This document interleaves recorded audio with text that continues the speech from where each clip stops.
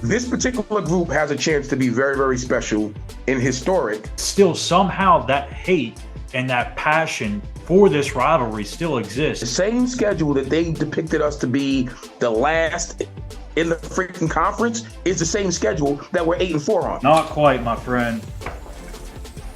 Give me the Mountaineers, baby.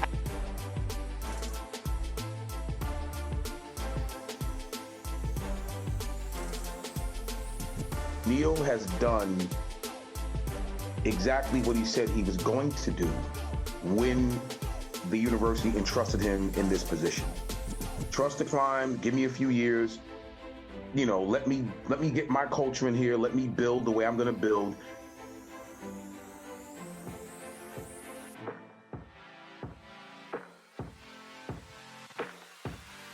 Hello, everybody, and welcome into the Walkthrough Game Day Show presented by West Virginia on SI. I'm back in the saddle. Last week, Chris filled in for me. A shout out to Chris for filling in for me here on the show to preview West Virginia Cincinnati.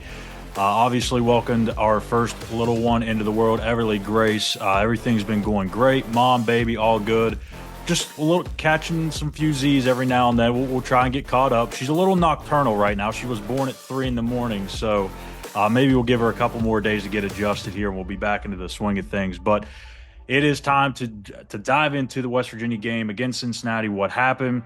We'll talk about the quarterback situation that West Virginia has before we dive into our preview of West Virginia and Baylor. And I can't forget my guy, the legendary West Virginia running back, Eugene Napoleon, joining me as always here on the Walkthrough Game Day Show. Make sure you hit the subscribe button here on a YouTube page at West Virginia on SI. Give us a follow on X at SI_WVU.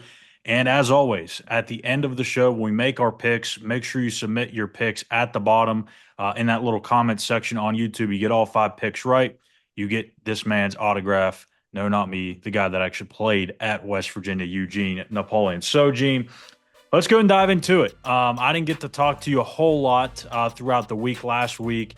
I did hop on with you in the post-game show following the Cincinnati win, but we'll dive into it a little bit more here. West Virginia 31, Cincinnati 24, moves the Mountaineers to 5-4 on the season, 4-2 in Big 12 play. Had a couple of days to think and sit on this. What is your analysis after a few days of thinking about it? First off, let me give a crazy shout out to Jeff Kuntz. Yes, yeah, man. Absolutely.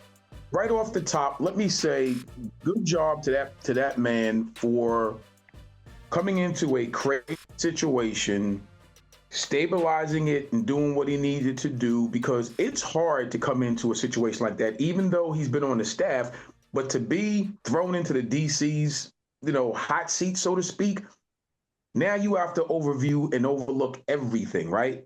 I'm going to tell you something. With how the secondary played. Honestly, and I'm going to tell you why. You have to cut the playbook down a little bit now with a new coordinator, and or maybe he expanded it. It looked like they played more in sync. Mm-hmm. And that's interesting because it seemed like the plays was coming in the calls was coming in a little bit quicker. Tanu, Wilson, I'm going to tell you something. Wilson is a little better than I thought in coverage. Yeah. Anthony Wilson can play, right? Now, Willis, to me, is a very good – I actually like his cover – let me see. Cover 1 to cover 0 when you're playing man and man-off schemes. I actually like his ability to do that. I like him better in that fit than I do in zone. That's just my personal – right? Trotter is a beast. He's just all over the freaking field. I love his tenacity, and I love the way the defensive line came to play. They came with an attitude that was a little bit different. Now, I think that had a lot to do with maybe Jeff said, dudes, listen, it's my first game as DC. We're going to simplify some things, because if I simplify some things and get the calls in quick enough, you can just worry about just playing. Yeah. You don't have to worry about, you can just play. And it looked like the defense did just that. Offense, come on, dude. I was very impressed with, people can say whatever they want, right? So Nico did enough to sustain drives for West Virginia to score points. Jaheim White is who he is. CJ is who he is. I really like that Traylon Ray. Man, he's a beast, isn't he? I I mean, like that's Traylon Ray. we're gonna dive into him or highlight him, I should say, later on in the players to watch. I'm foreshadowing here, but he's Yeah, got two straight games of 38 yards or more on one single catch, and he's a home run threat. I think he's kind of developing into that player that they all thought he would be at this point, and absolutely. I don't think it's been a delay process at all. They knew it was going to take probably a little bit of time. He played Absolutely. baseball in high school and some other things. So now that he's fully focused on football, learning the receiver position, I You can mean, he see is it. looking legit like a number one target for this offense. Let me tell you something real quick, right? I was impressed with I'm not going to say small contributions. I'm going to say the packaging. When they do certain things with Gallagher, with Fox, listen, dude, Cole Tyler is the best tight end in college football. He I'm might. just, in my opinion, these are just my opinion. And you know how I feel. The reason why I don't call out a lot of players, I've told you this before, Schuyler, being a former player myself, I don't like putting that extra pressure when you put a guy. That's why I don't do it. But this particular game, I felt I needed to do. I needed to put some names out there because I was really impressed with how these guys, took a step in the right direction and really stood up and to win a game on the road that they had to win. Yeah. They had to win this game. This was a must win. So that's the only reason why I want the fans to understand. I don't do that because a lot of these young men already have pressure on them. So I'm not going to sit up here and, Nico needs to do this and CJ needs to do. Of course, I know our roster, I know our talent, I know our players, but let their play be their name, if that makes sense. I'm Yeah. not going to put any extra pressure out there. Hell yeah, I know we got a decent enough defense with the right person calling the plays to make sure that they gel and play well enough to win these games. Our offense is good enough to run the table. And now let's see if we can do that. So I just want to put that out there because I know I normally don't call out players, but that's my reasoning as to why. And I might go back into not calling players out next week, but I'm just letting you know. Yeah, I mean, I think you hit it right on the head with Jeff Kuntz. I could tell a big noticeable difference in terms of just the calls getting in. They're getting lined up faster, and that makes a world of difference, Gene. Like, I understand you still may have guys in the wrong spots. You may even call the wrong play. But if you call the wrong play and your guys are lined up, you can still see somewhat as to what's coming or what to expect. But when you're scrambling at the time of the snap and you may be all over the place, that's what leads to the explosive plays. They did have the one explosive where the running back, no one covered him, the big Right. touchdown after the interception. But outside of that, like Sorsby, he had what, 279 yards.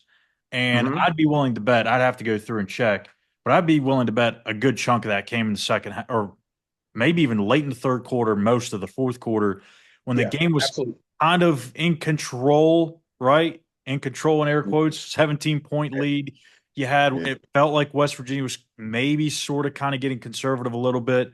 And plus two, I mean, they were what, plus almost 10 minutes in time of possession battle. So anytime your defense is out there for that long, that's going to play a part in it. But the defense, like you said, they created 17 points, 14 of which came off a pick six and a scoop and score. Yep.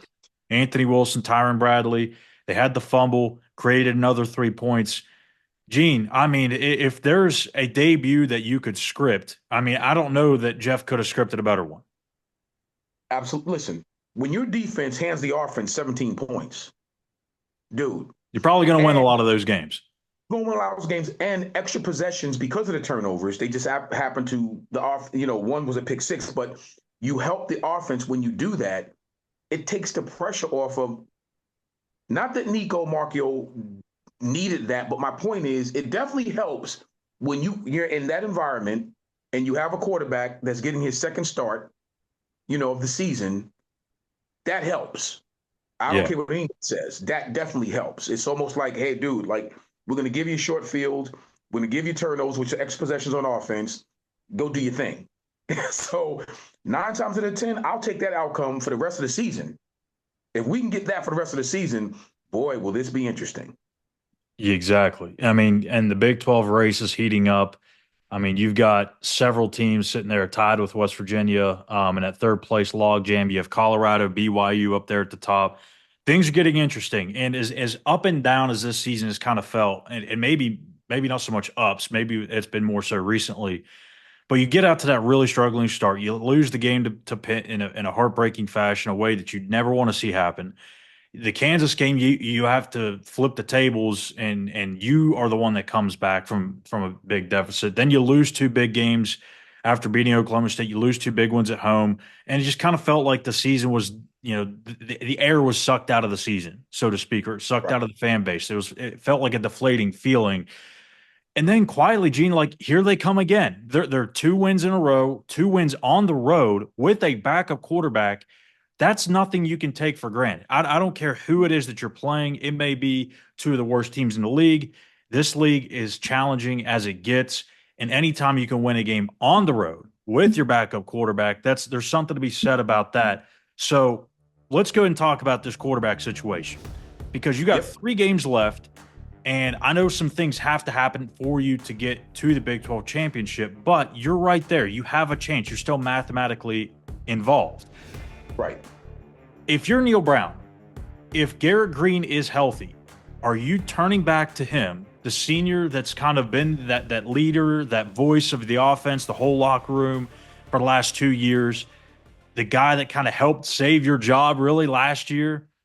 Or do you feel like this is maybe the right time to hand it over to Nico Marchiol, who, although it didn't look great on Saturday against Cincinnati, was very effective in the previous game against Arizona? And as a starter, Eugene, he is undefeated as a West Virginia starting quarterback. He lost. He was a part of that loss in the Kansas State game, but he was only in the second half. But anytime he's played over a half of football, West Virginia has won the game, whether it's been pretty or ugly or somewhere in between. They have found ways to be successful. If you're Neil Brown and you hold the cards, whose face are you flipping over? Nico. Wow. Okay. See, you got me. I thought you were going to go with Garrett here because I think 2 weeks ago we had this conversation. I think you Yeah, went G. not with Gary. The reason why I say Nico now is because it's his time. It's just, and I hate to say it this way, and you already know how I feel about Garrett Green. I think he's a stud. Dog. He is a dog. But here's the difference in your offense. More explosive plays down the field with Nico at quarterback. The only thing I would change, stop rolling a lefty Yeah. quarterback to a secret Yes. right. Stop doing that. Goodness. Roll him into his natural right, his natural throwing progression, which is to his left, if you're going to do anything. And if it's difficult to do that, flip the formation. Like if you are comfortable with throwing with the right side of that formation, just flip the formation. If that's an issue. Okay. With that being said, you can't take the explosive plays between 20 to 40 yards down the field. You can't swap that now back into running your quarterback and taking that particular explosive passing game out of your offense. You can't. Now, the flip side to that, conversely, what Nico don't give you in the ability to run like Green, he gives you in the ability to pass the ball down the field. Which is the number one job of a quarterback. Right. Right now, they need those plays. Yeah. They need those big chunk 25 to 30 yarders down the field plays. The only thing that I know Neil is struggling with is the loyalty to your senior. Mm-hmm. I get it. That's a tough. I'm not saying it's easy for him to make this decision, but you have to look at the percentages of what your offense looks like in the passing game versus what it looks like with Garrett, at quarterback in your run game. Sure, your run game is going to be boosted, but look at what you're doing passing wise. He hasn't been sharp this year, unfortunately. The ball hasn't been driven down the field consistently enough for me You don't get those chunk plays in the passing game with him at quarterback. And again, it's no disrespect to him. I'm just talking numbers. Yeah. The offense looks a little different with Nico at quarterback. And right now, with 3 games left in the regular season, you need all 3 of them. Yeah. Honestly. There's no wiggle room right now. You need lose one, you're out of the race. No, And you need all. And I'm not good. This is going to sound mean. I'm not good with let's just get to a bowl. Let's win 1 out of the 3 just to get to 6 wins so we can get to a bowl. Nah. So Gene, sorry. how many times have we said this season it's year 6, right? You need to be Yes. playing meaningful football in November in year That's 6. right. That's right. There's coaches across the country. You can name them. I'm not going to now, but you already know who I'm talking about. In year 1 or year 2 that are playing meaningful football in their regime at their school.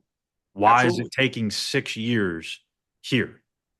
There's other, and I'm not saying it's these blue bloods or these schools that have all sorts of money. There are schools out there that are in the top 25 right now that are either Yes. in the same situation you are in terms of the NIL situation or portal, or maybe even worse, but are having Absolutely. earlier success. So you have to have meaningful football in November.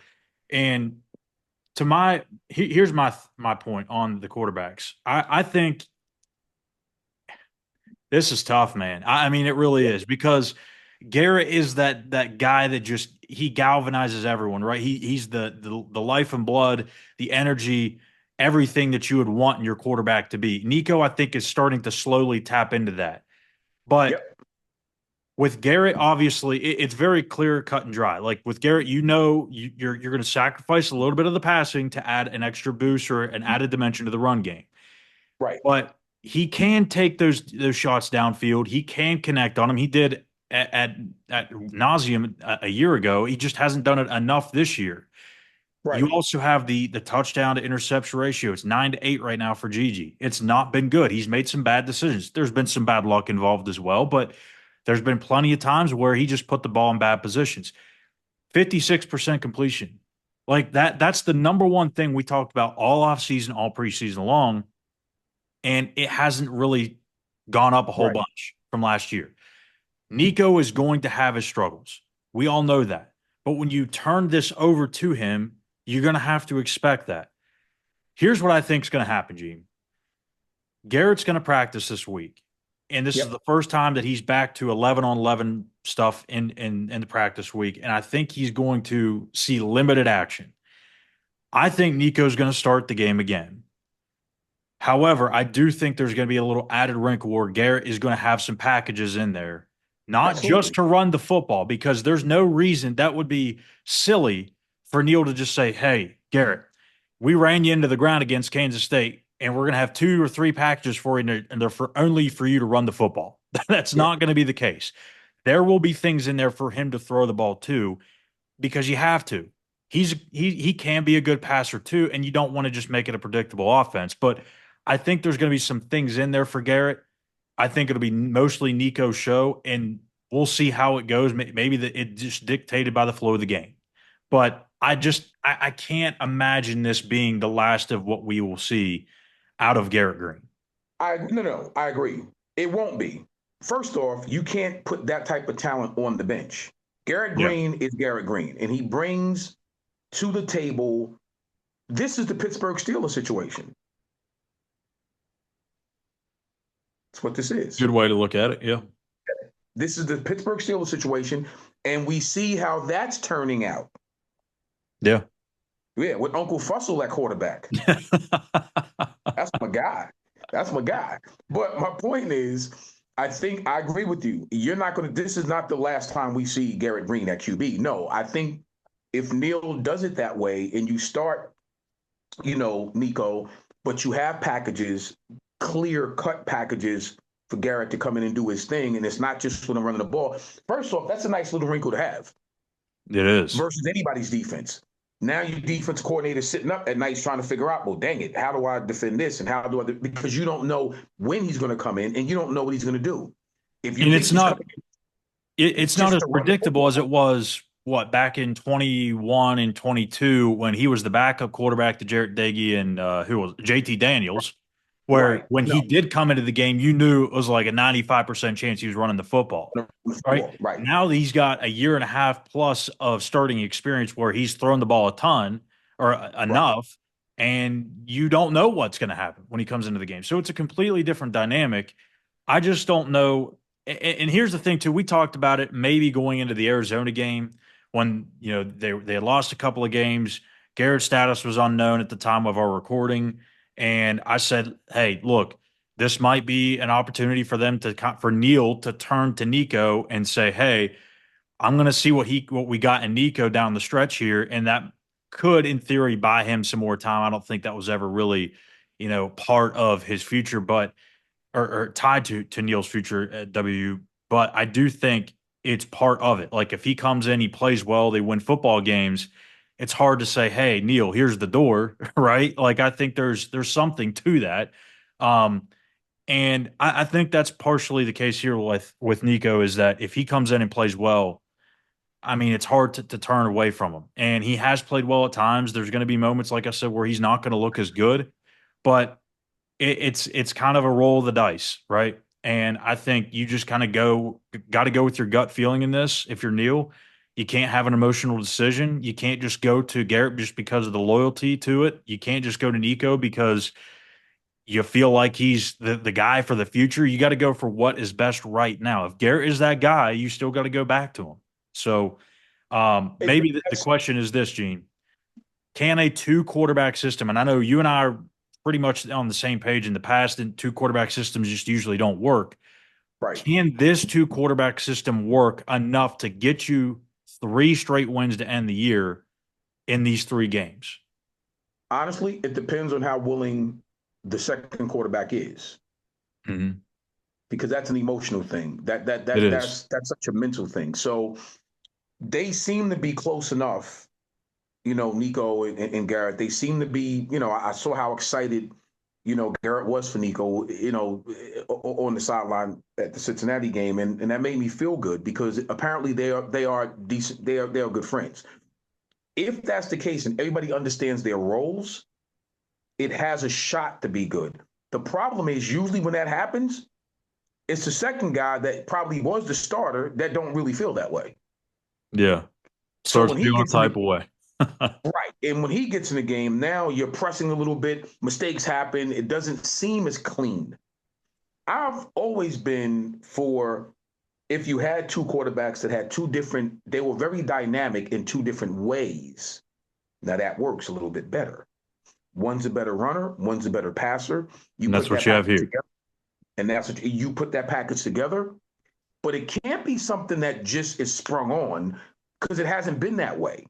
So in other words, this will be an interesting week to see how that works against Baylor. And if it works against Baylor to a certain percentage, now you start to scale your percentage. Well, that worked about 65%. I think I like that. The Yeah. odds are on the side that it can work. Now you start to add a little bit more sauce to it when you're cooking. Okay. If that thing comes out and it's a freaking disaster against Baylor, let's just throw that away. That ain't gonna work. We're gonna go with this guy here, and then that's what we're gonna do. And that's a hard decision, Schuyler. It really is. I don't Yeah. envy Neil to be in that position, but then again, he's making enough money to make that decision. That's right. Okay, that's why they pay you the big bucks. Here's my not so bold prediction. I think we will see Nico start because, like I said again, this is the first week really that Garrett's starting to get back into the full swing of things, and I think they're being very cautious with Garrett. Like he was really beaten up after that Kansas State game. I've had some folks tell me like it was quite a scene in the locker room to see how banged up he really was, and I just think they're going to continue to play cautious. They're going to be careful with him. I mean, this is not just his future as a football player, but his life after football that's Absolutely. going to be tied into this decision to play is not or well this weekend or not as well. So I think we will see Nico. We'll see Garrett maybe in a limited fashion. However, if Garrett is ready at full capacity next week, I think we'll see Garrett back at starting quarterback because it's going to be senior day, number one. And number two, I think Nico understands too. Look, Garrett waited his time. He was patient. He's reaping the rewards, right? He got that opportunity last year to be the starter. He's already kind of got a taste of what it's like to be the starter here. He knows that it's going to more than likely be his job in 2025 and beyond. He's got a few starts under his belt. He sees what it's like. And I think he's understanding the situation. Like you said, the two guys are really close. So I think it's a pretty good situation to have. If you're West Virginia, I mean, you have two quarterbacks that can win you Big 12 games and win them on the road. Most teams don't have that. Excuse me. Most teams don't have that. So you're already working at an advantage. You just got to figure out which one's the right guy to go with this Saturday and moving forward. So, all right, Gene, let's go ahead and get into our trivia question before we send it to a break. And it is West Virginia is 6-0 all time against Baylor at home. However, that is not the longest losing streak for an opponent coming to Morgantown. What school it has the longest losing streak at Milan Puskar Stadium or Mountaineer Field? Whatever. I know there's been two fields, but who is it? A, Rutgers, B, Cincinnati, or C, Marshall? We'll have the answer for you right after the break, which we will show you here, our College Football 25 simulated highlights of West Virginia and Baylor. Morgantown, West Virginia, home to the Mountaineers and a fan base that has been, shall we say, preparing since early in the morning for the battle we have in store. What a game we have in store for you today. A Big 12 showdown, and the implications could last for the rest of the season. Now the play fake. Unloads to the right. Got his man downfield. And he motors into the end zone. Touchdown, Mountaineer. From the gun, wants to pass. Fires to the wideout. Wide open downfield. Down already 2 for 2 on this drive. Going for the head. Into the end zone he goes. Touchdown, Bears! Looking to throw, it's Green. Pocket starts to collapse. At midfield, he's got room. A little pre-snap eye candy for the defense. Fires downfield. He makes the catch. He's got it on the right. And he cruises his way to the house. And he's got it from 57. It is when we start getting those long yardage situations. Running with power. And into the end zone. 3rd and goal. Touch pass on the run. Touchdown, Baylor! Dropping back, it's Green. Takes the easy throw in the flat. Still on his feet at the 45. Movement here from the tight end. Off the play fake. All kinds of room to throw that one in there. Touchdown, West Virginia! Like to try to force the defense to adjust. Looking deep down the right side. It's complete. Looking for a physical attack from the gun. Got some room, headed to the goal line. Touchdown, Mountaineer. Offense back onto the field. Catch in the middle, it's Presley. Afterburners coming. At the 20. Back to throw, it's Robertson. He caught it. He gets it in. Touchdown, Bears. He's looking to throw. If you're the play caller, and certainly if you're the quarterback, that you're going to have time to throw. Throws toward the end zone. It's incomplete, and the last chance is just out of reach, and that's going to do it.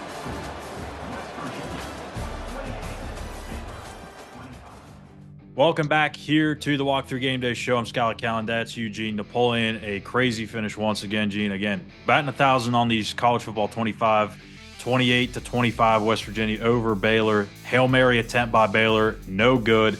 Baylor's kicker, by the way. What the hell? This guy must be on steroids. 57-yard field goal at one point in this game. Like, my goodness, man. I know it's a video game, but geez Louise. They must have had his overall at 99. I'll have to go back and check that because I'm sure. my boy looked like Adam Vinatieri out there. But All right, so let's go ahead and dive back here into our trivia question. Before the break, we asked you, WVU is 6-0 all time versus the Baylor Bears at home. Which school has the longest losing streak in Morgantown? It's not Baylor. So is it A, Rutgers, B, Cincinnati, or C, Marshall? Gene, what say you? My guy, listen. I thought you were trying to throw a curveball with the Rutgers reference, because I do know that at one point we beat Rutgers 80-0 in Morgantown. Then I started looking through this thing. I said, well, wait a minute. I know the Cincinnati back and forth, and then Marshall. And then I said, well, it got to be Cincinnati. And then I said, no, because I know how tricky that Schuyler is. I know how tricky he is. I said, it's probably a tie between Cincinnati and Marshall because they both played so many times. And then I said, wait a minute. He put Rutgers in there for a reason. But then no, I'm going to go with the tie. It's a tie between Cincinnati and Marshall. And if you tell me it's not, I'm getting off of this now. Gene, I am officially in your head, my dude. It is actually not a tie. It is A, Rutgers. I made it so easy for you. I put it right there on the tee, a layup for you. You just couldn't deliver. I got to ask you a question real quick. How is that remotely possible when Cincinnati has played in the series more, and so has Marshall? Yep. And if I'm not mistaken, Marshall, you got some explaining to do, buddy. Marshall is 0-12 all time against West Virginia, home and away. Yep. I think 8 or 9 of those games have took place in Morgantown. Mm-hmm. West Virginia's longest winning streak against Cincinnati, don't mark my word for it, but I believe it's 7 or 8 at home. Now, interestingly enough, last week we asked, I think it was the question last week. I wasn't on here, but I did do the trivia. If my mind serves me correct, I think it was something to do with West Virginia never losing at Nippert Stadium. That held true. But my dude, Rutgers has lost 17 straight. 17. 1-7 straight games in Morgantown. So you might want to clip this part of the episode and send it off to your Rutgers buddy, because I'm sure he'll enjoy that. But yeah. I'm definitely sending this to him. 17. I mean, I was stunned when I saw that. I knew it had to have been at least double digits. Yeah. Because I knew it had never happened in the time that I was born. And I don't know that they've ever won in Morgantown. I'll have to go back and look at that again. They may have won once or twice. No, I don't think so. Your daughter will have kids before they will ever. So that might be the case. Yeah. Even though they're in different conferences, if we're say hypothetically, if they were still in the same league, it probably still wouldn't happen. So anyways, all right, let's move into our players to watch here as we get into our game preview with West Virginia and Baylor. For the Baylor Bears, it is quarterback Sawyer Robertson. My goodness, this kid has just been lighting it up over the last few weeks, ever since he has relieved Daquan Finn as the starting quarterback. He is 5th in the Big 12 in efficiency at 146.6, right up there with Rocco Beck, Avery Johnson, some of the best signal callers in the league. Defensively, it's linebacker Matt Jones. He's the second leading big tackler in the Big 12 with 82. And then for West Virginia, I've got Traylon Ray, your guy, who we mentioned earlier already on the show, 38 yards or more on a single catch over the last 2 weeks. Feels like it's time for him to really emerge and be that number one guy. And then I went back to the well here, Gene, on defense with Fatorma Mulba. He was my guy last week. He's my guy again this week. 13 tackles against the Cincinnati Bearcats. Gene, that's incredible for a nose tackle. He balled out. Yes, he did. Unbelievable stuff from Fatorma Mulba. That was kind of one of the spots we really didn't know about heading into the season. You know, you felt good about Eddie Vestrin, who unfortunately has been hurt. Sean Martin, you knew as well, a veteran defensive end. You just didn't know what they were going to get on the interior. You lose Mike Lockhart to the transfer portal. of Torma Mulba, Hammond Russell, even Asani Redwood. They've all stepped up and played extremely well. So good stuff there from Mulba, who I think is well on his way to maybe getting an all Big 12 selection and playing his Yeah. way into maybe a draft pick next spring. So, Listen, you keep playing like that. Absolutely. He yeah. neutralizes the front like nobody's business. Absolutely. And like Neil said in his press conference earlier in the week, this defense isn't really built for a nose to really rack up tackles. Like this is Right. more Well, for the second right. and third levels. Because of his scheme. Right. Just Yeah, because of his scheme. But dude, now he's doing his thing. He's an impressive player. He really yeah, is. absolutely. And they'll need him again this weekend against Baylor. And an old friend comes to town is Jake Spavital, the offensive coordinator, two-time offensive coordinator at WVU, is now calling the shots for the Baylor Bears, helping turn their offense around. They're kind of middle in the pack, middle of the road in the league in just about every statistical category, really on both sides of the football, if you look at it. But again, they made the change to Sawyer Robertson, and they've been a completely different team. They've been a team that's maybe one of the hottest teams in the Big 12 right now. And I watched him against Texas Tech, man, and it just, wow, like just carved up the Red Raiders left and right. And again, you're going to carve up Texas Tech. They have one of the worst defenses in the league, but he looked confident slinging that thing around. He can run it a little bit too. Yep. What is your biggest fear about this matchup with Sawyer Robertson and West Virginia secondary, who has really struggled all year, but last week, probably their best game, even though, again, as we mentioned, they gave up 279 yards through the air against Sorsby, but a lot of that came in kind of late minutes, if you Listen, I believe because Baylor throws the ball,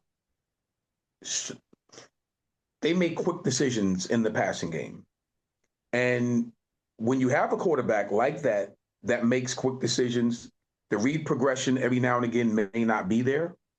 So I'm hoping we get I'm hoping we get 1 to 2 picks. Yeah. I'm hoping that would be Repeat of nice. last week. That will be nice. But all jokes aside, because this kid can run decent enough to create plays with his legs and throws efficiently enough, that's always a problem when you have a quarterback that's pretty much spot on in the pass game and can also create with his legs. That's always a problem. Yeah. I don't care who you're playing against. We need this again. We need this win. We need the secondary to come up and first off make short tackles. That's important, right? And we also need them not to give up the big play. If we can do that, I think we'll be fine. But that's always going to be a concern until they do it consistently enough. I think they turned the page last week against Cincinnati, and hopefully this continues against Baylor. I'm looking forward to seeing what Jeff put out there. Yeah. I'm looking forward to it. I want to see what my guy's going to do in this second week as the DC. So this is a good test. It truly is, and I think our secondary and our D line and linebackers will be up for the task. I really do. Outside of the 80-yard pass to Pryor last week in Cincinnati, the longest play that they had was a gain of 17, and that was a rush by the quarterback, Sorsby. Outside of that, they had a bunch kind of right there in that 13 to 15 range, which depending on how everyone defines explosive plays differently. To me, it's 20 yards or more. But if you have a healthy amount of 13 to 15 yards, you're still doing okay. You're kind of right there. But like I said, a lot of that came late, and I thought the defense did a really good job for the most part. But with Baylor, this is the struggle because they don't have that one dominant receiver like Tet McMillan at Arizona, where it was him and a bunch of everybody else's, right?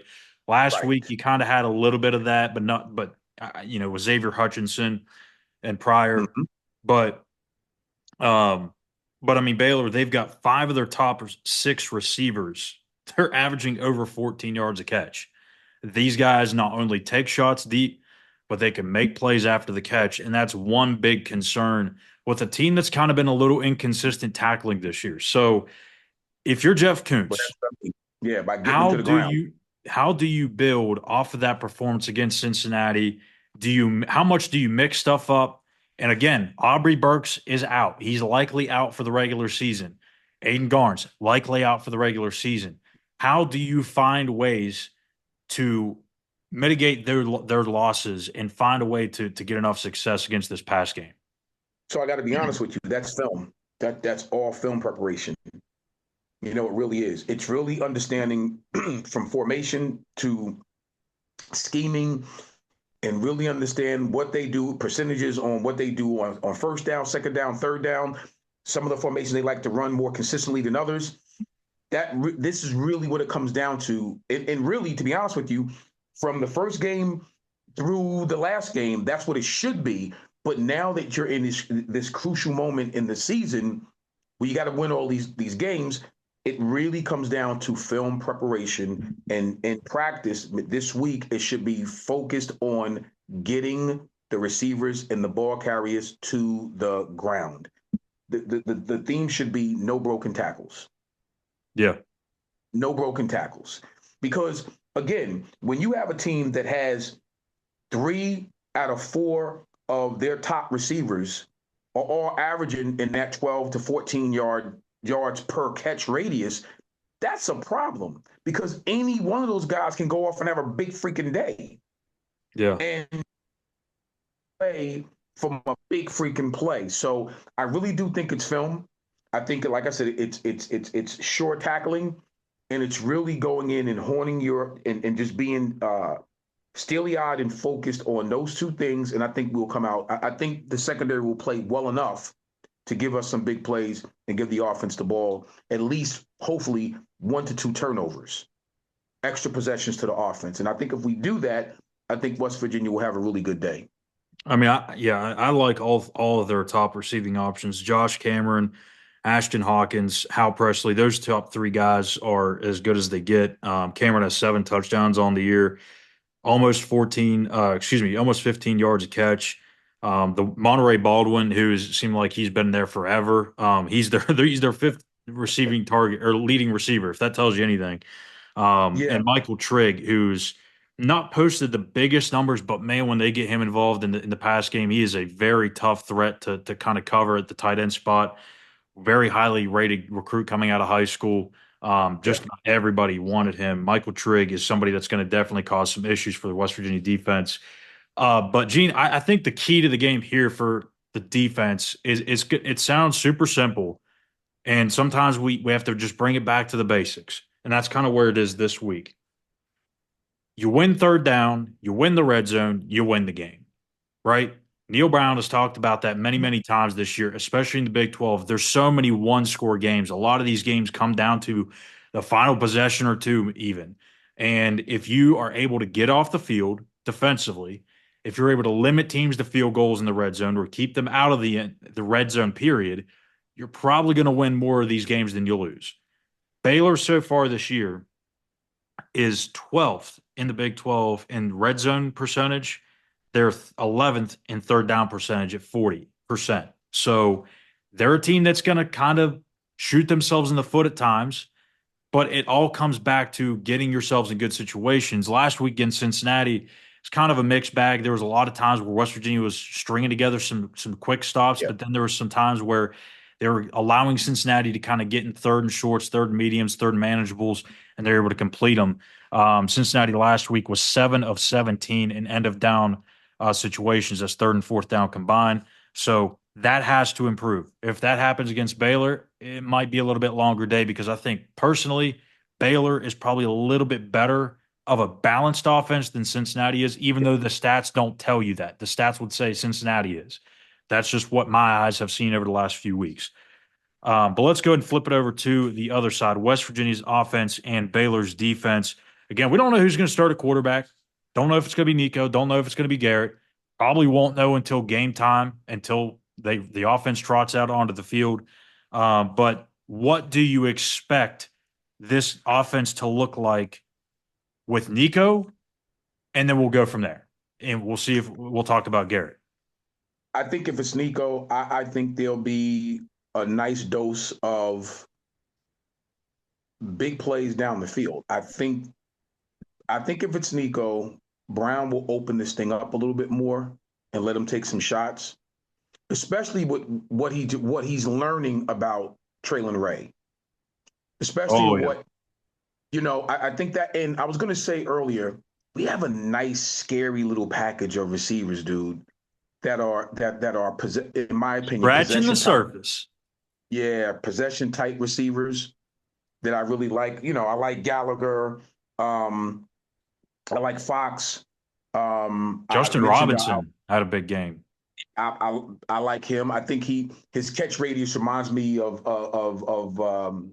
back in the day. We had a few receivers that was built just like that. You know what I mean? Yeah. So I really like that. I say this, but I said this earlier. I like our tight end. I think he's one of the best tight ends in the country to me, personally. I think he's a freaking Cole is a matchup nightmare when you got to put him on and expect the linebacker to cover him. It's not going to happen.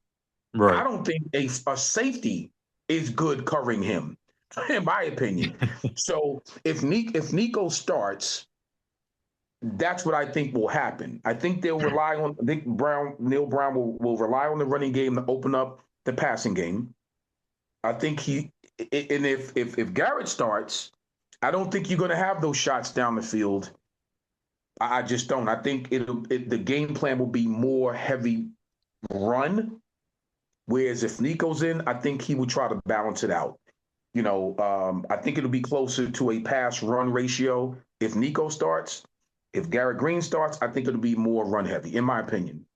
Yeah, and last week against Cincinnati, Nico only threw the ball 15 times, 9 of 15, 156 yards, a touchdown and a pick apiece. They ran the ball 28 times. Really didn't get the running game going either. They were 3.3 yards per carry.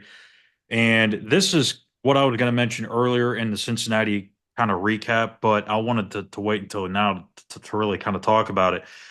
And I believe we talked about this either going into the Arizona game or maybe it was after the Kansas State game, around that area.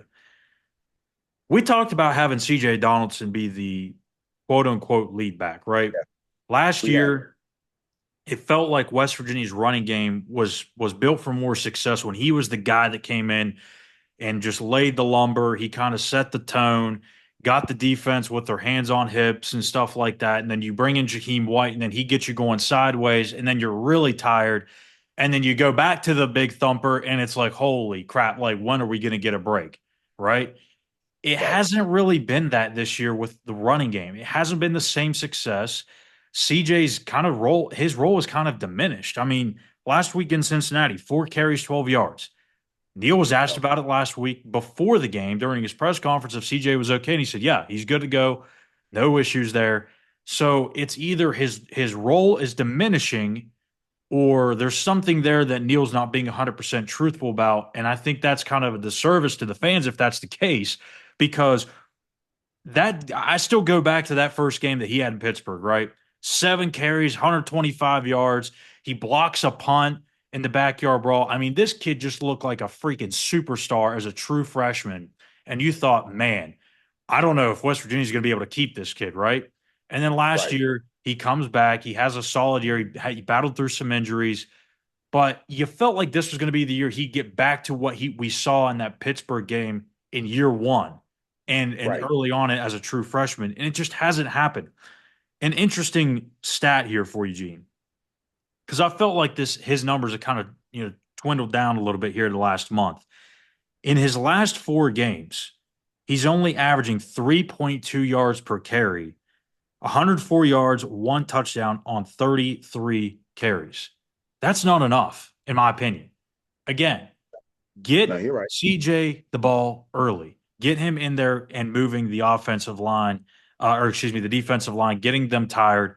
And I think Jaheim's going to benefit from that too. Like, I don't think Jaheim, I'm not saying he can't ever be a 3-down back, but he's a guy he's that change of pace. When you bring in a guy that's as shifty and speedy as him, that's quite a big of a difference from seeing that 3 downs at maybe 70% or 80% to having him out there for maybe half the time at 100% speed, right? Because when he's out there and he's taking the beating, he's probably not as effective or as elusive as he would be in the role that he was in last year. I don't understand what's happened to CJ Donaldson. That's what it is. Like, think about it. What you just said is exactly spot on, Schuyler. It's one of them deals when you're a smaller back and you're taking the pounding by the late third, early fourth quarter, you're not the same. Yeah. You're just not the same. So it's tough. CJ probably would benefit from a role, not unless we don't know what they're seeing in practice. Yeah. Let's say, like, maybe in practice, CJ is not, showing the burst. You know what I mean? Like, he's a downhill back. Sure. So maybe that's something that Neil Brown and the staff is looking at and saying, the fans, you don't understand. We're seeing him every day in practice. You're not.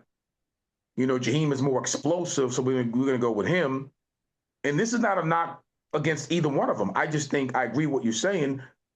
Your thumper is your thumper. Your lightning in the bottle guy is your lightning in your bottle guy. So sometimes you can't put him in that role because he's going to get beat up and nicked up throughout the course of the game, which does take away from his flashiness and his ability to make big plays. So I agree. I would love to see C.J. Donaldson in there and getting the bulk of the early carries, and then you bring, The Jaheim in. Energizer Bunny. There you go. I mean, I think that would work, and it will be interesting to see if they use that philosophy this week. I would love to see that. I don't think Baylor's defense would love to see it, but I would certainly love to see it. Right. Yeah. I mean, I think that's the best way. And I think sometimes too, we all get enamored, and coaches can do this too, where you just get so caught up in who's getting the most touches or who's the number one guy, who's your number one receiver, your number one running back.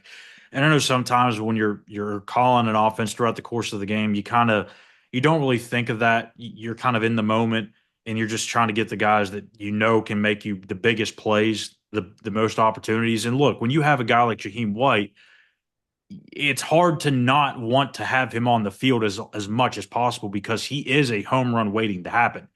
CJ Absolutely. Donaldson, as talented as he is not that. He is not a guy that's going to be able to get you an 80-yard touchdown out of nowhere or a 70-yard touchdown. Now, that's not to say he can't do it, but the likelihood of him doing it versus Jaheim is Right. two Yeah. completely different things.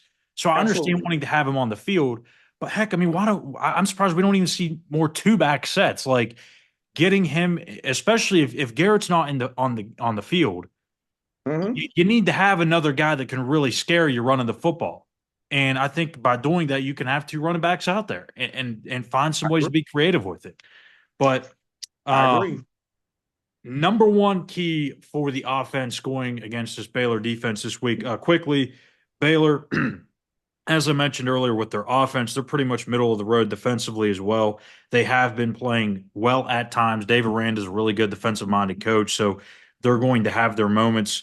But the number one thing that sticks out here is they are number 2 in third down percentage allowed. So they're 33.8%. Teams are converting on them.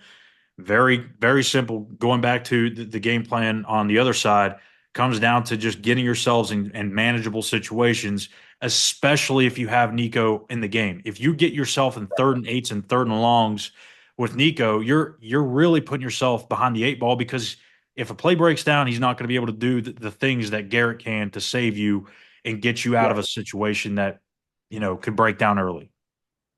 I'm sure Nico will look at that and say, listen, I'm sneaky athletic. You better stop that. Yeah, I can run for 10 yards now. Cut it out. But I think you're 100% correct. And I think winning the line of scrimmage, easier said than done. But being consistent with that negates having an issue with getting behind the chains. Because if you're able to run the ball effectively early and you are winning the line of scrimmage, that opens up your playbook. It really does. And hopefully that will be the case. I said this last week.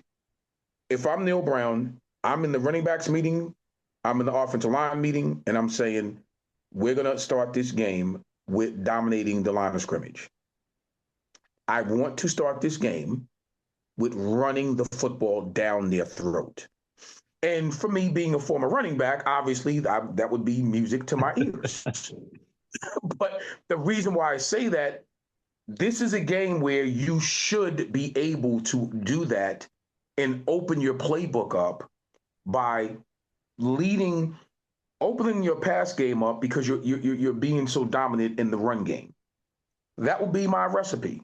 And like I said, if Nico's starting, it definitely will help him. And I think you'll be a little bit more balanced if you're able to do that. So that may play right into the hands of what Neil will do if, Green is healthy. He may say, Gigi, listen, dude, you're 100%. Go on out there and do your thing. He may, because he might be anticipating we should be able to run the ball efficiently against Baylor and not be bailed out by an overzealous pass game that we really don't need this week. We should be able to get three bills on the ground. Yeah, I agree with you. I agree with you a lot there. And I was going to talk a little bit about the Big 12 scenarios and stuff, and I was like, let's just wait one more week because there's still a lot that could happen out there. And really, it doesn't matter, right? If you lose to Baylor this weekend, that whole segment would have been wasted. So we're going to give it another week here. And if West Virginia wins, then we'll talk about it. If they don't, we'll just start talking about other things because it won't even matter. So we'll get into the Big 12 scenarios next week if West Virginia wins on the Game Day Show when we preview their matchup with UCF. But now it is time for our weekly pick'ems. And even though I wasn't on the show last week, Gene and I still were able to go the same exact record, 3-2. So we're sitting here heading into a new week, still in a deadlock tie. And I take this as a win because usually by this point in the season, I'm like 10 to 12 games behind. So I feel like I'm like West Virginia right now. I need some things to happen, but I'm still in this thing. So let's do it. Kicking off here with Clemson at Pitt, 12 o'clock noon on ESPN. And how about this, Gene? After the 7-0 start, the little kitty cats from up north have dropped 2 in a row. Do they drop 3 in a row? Yes, they do. They're going to boom. We'll throw up the Clemson graphics simultaneously here. We don't even need to go back and forth. Clemson all the way. Cade Klubnik, that Clemson team is going to get really going down here in the stretch. And look, I know Pitt has had their wins at times this year where they look like they could be a threat in the ACC. These last 2 weeks have proven why that's not the case. I know they have a whole quarterback situation going on as well, but I'm going Clemson. Pretty easy for me. Absolutely. No, Clemson all the way. Yep. Moving on to the SEC, it's Missouri at South Carolina, 4:15 on the SEC Network. Missouri is the ranked team, but they're the major underdogs here. I think the last time I looked, it was like a 7-point underdog situation here for Mizzou. I believe they're dealing with some quarterback issues in terms of health-wise. I'm going to go South Carolina. Sometimes when Vegas spurts out a fishy line or something like that, you kind of have to side with them. So I'm going to go with the Gamecocks here. I don't know a whole lot about Missouri's quarterback situation. I know that Brady Cook's been banged up, but I'm going to go with South Carolina. See, so now you're in my head. See, now you're trying to steal my picks. Give me them Gamecocks. I'm the same way with you. Yeah, I don't think Missouri's going to be, especially coming into South Carolina. Now, maybe if it was in Missouri, I may feel a little bit differently, but no. I think South Carolina will definitely win this game, and I think they'll win this game quite handily. In the Big 12, it's a massive one, and Mountaineer fans will be kind of sort of paying attention to this one after that one with Baylor wraps up. It's Arizona State at Kansas State at 7 o'clock on ESPN. Loser of this game's probably eliminated from Big 12 title contention. I like Arizona State. They've done a lot of really good things this year under Kenny Dillingham. They've kind of surprised a lot of people, including myself. They were picked to finish dead last. And every time you feel like this is the week they're going to really lose kind of the momentum that they've built up, they just find a way. They find a way. They find a way. This week, they don't find a way. Avery Johnson, Chris Kleiman, they're going to find a way to get on top here and stay in that Big 12 title chase. There's a reason why they were picked towards the top of the Big 12 in the start of the season, and I think this is kind of that separation Saturday here between these two. I'm going with EMA, going with the Wildcats. See, here's where you start messing up. So let me tell you something. Oh, you're going to go with the upset here, huh? No, I'm not. I'm going to agree with you. Dang it. Dang it, I thought I was going to get you on that one. Yeah. No. Oh, absolutely. The Wildcats all the way. Kansas, like you said, Kansas State, this is not a game that they're going to lose, and they understand the reasons why they shouldn't and can't lose. Nah, I'm the Wildcats for me. I like Kansas State. They are a quietly good football team from top to bottom. I like Kansas State. Well, so far it's not going to be separation Saturday for you and I because we have the same picks. We have the same record going in. Two games left here. So let's see what happens. Tennessee at Georgia, top 10 matchup, 7:30 on ABC. Obviously, Georgia with the disappointing loss last week to Ole Miss. No one really saw that coming. Well, at least I didn't. But these dogs, man, they just rarely find themselves in a situation where they lose back-to-back games, especially under Kirby Smart. Carson Beck has been a disappointment at maybe the biggest disappointment in all of college football this year has been Carson Beck. But I'm going to go with Georgia again. I think that they just don't lose two games in a row all that often under Kirby. Tennessee, Nico Iamaleava is banged up. He's apparently going to play in this one, but I just don't think it's enough. Georgia's going to be pissed off. They're going to be ready to go. I'm going with Uga. Once again, here's where we separate. I don't know what the freak in Georgia. I really don't. But I'm going to roll the dice on this one, and I might be wrong. I'm going with Tennessee. There we go. So that might be where we separate this week. And it is the game that we're all waiting for. It is West Virginia and the Baylor Bears, 4 o'clock on ESPN2. The Mountaineers looking to stay in the thick of things here in the Big 12 title chase here as we get deeper into the month of November. Moving on to Baylor. So back at home, seems like a really long time. It's going to be almost 4 weeks since we've played at home. A much better football team than the last time we walked off the field. A beat-up group versus Kansas State. Baylor's one of the hottest teams in the country right now, and they're playing their best football. They've won 3 in a row. They're coming off a bye week. They'll be fresh. Coach Rand is one of the top defensive minds in the country. He's calling it. They're multiple fronts, a lot of simulated pressures where they look like they're going to bring a bunch, and they do a good job of bouncing back in coverage. Mix-up coverages probably as much as anybody we've played.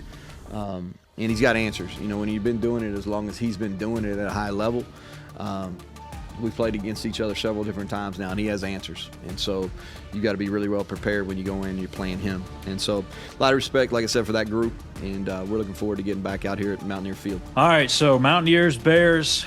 Man, this is a tough one. I've been going back and forth. When we went out of the bye week, I said West Virginia was probably going to split the Cincinnati-Baylor game. At first, I said West Virginia is probably the better team than Cincinnati, but then my brain said, no, I'm going to go Cincinnati, and that backfired.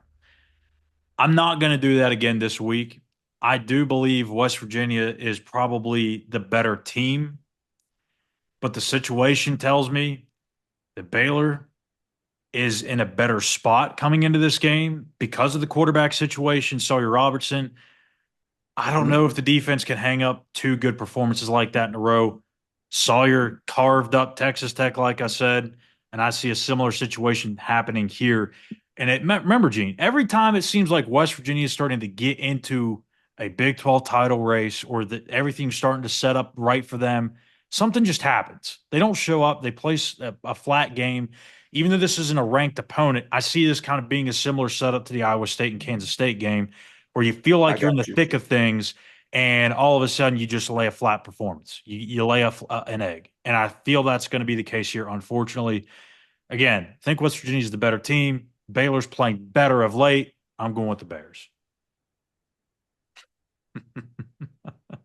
I love it. Because once again, here's where we split, my guy. I love what you just said. You put it together brilliantly. You mapped it out. Matter of fact, if this was a plate of food, you served it well.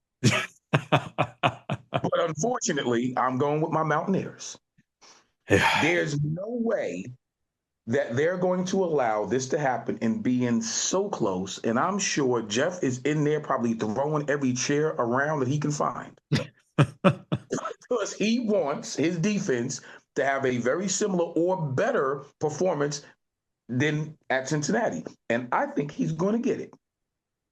There you have it. So I'm going West Virginia 31-21.